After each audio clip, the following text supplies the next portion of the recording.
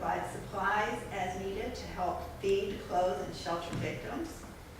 We can be an information or an advocacy center for victims, and most importantly, we can attend to spiritual needs and share the gospel. We can also help potentially with child care, attend to those with health concerns, provide temporary housing, provide interpreters for the deaf, or assist with housing or vehicle repairs. And for instance, this most recent snowstorm, Naomi works over at the hospital. She said they were desperate for people with four-wheel drives to bring the nurses and the technicians into the hospital. I mean, that's easy. We could, get an agreement with the hospital, and they would know all they need to do is call Southside, and we'd be on it for them. Sometimes people just need companionship or help finding their way around town if they've been relocated from another area. Perhaps we could serve as a receiving and distribution station for food, clothing, and household items, or we might provide meals or housing for emergency responders who come from distant locations. If we have an inventory of member talents and resources, we can rapidly spring into action when a need arises. And Ben mentioned perfectly, we just had a disaster in our area. And I heard on the radio that there was at least one homeless man who died when his tent collapsed on him, and he probably suffocated up on Martinsburg Pike. Naomi just took care of someone in the hospital yesterday who had their legs amputated because of frostbite, because they were homeless and they were out for the last 3 weeks in these bitter temperatures and snow and cold and wet. So even though disaster preparedness isn't really something that I'm real emotionally attached to, that makes me feel guilty to know that there was somebody right here in the community while I sat in my warm house and this church building sat here nice and warm and empty, and people have lost their limbs in their lives while I was nice and cozy and comfortable.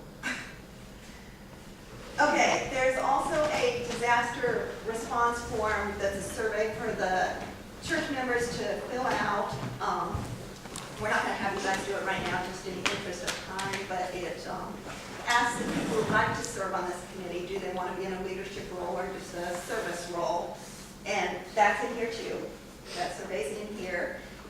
This whole resource book contains the entire presentation, the PowerPoint presentation, all the surveys, phone numbers for the local Red Cross, phone numbers for all the Church of Christ within like a 20 or 30 mile radius, so that when disaster strikes, we can coordinate and make a coordinated response so that we can offer assistance in the name of God, and everybody knows that they can count on the Church of Christ.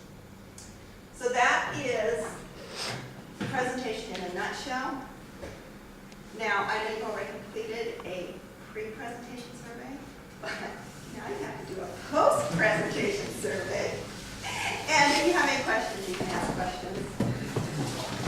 And the post-presentation survey is the very last page on those pages of handouts.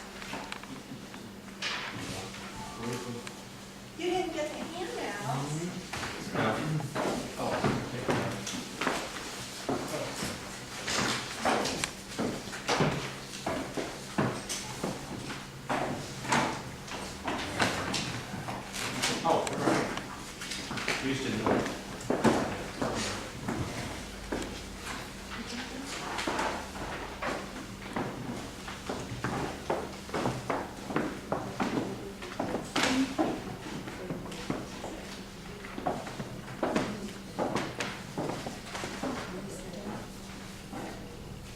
Anybody want to put me on the spot with questions?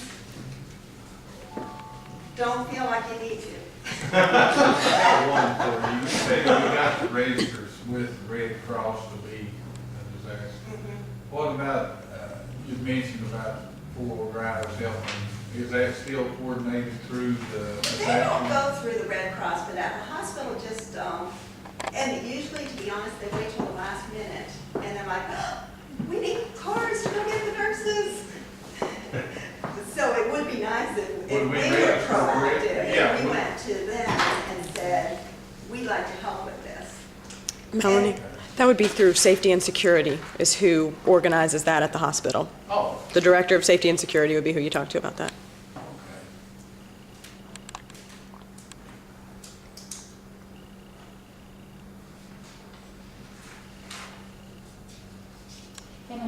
times when that need arises, there's an announcement on the TV or radio as to what is needed, so.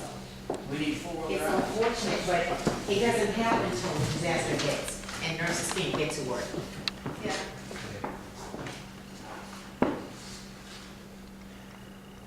I appreciate, nothing else. I didn't even think about, keeping a little bit of cash around.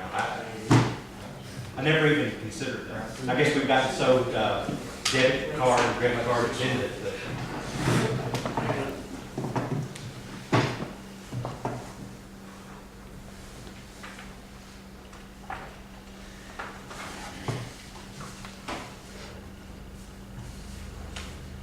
You said everything was going over in that, so I can make a copy of those two things, so.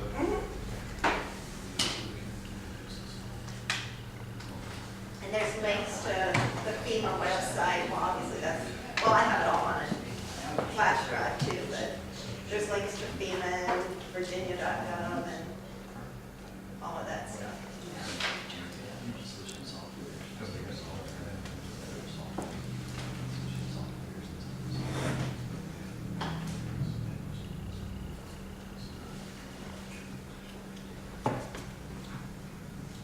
All right, Thank you very much. that's it.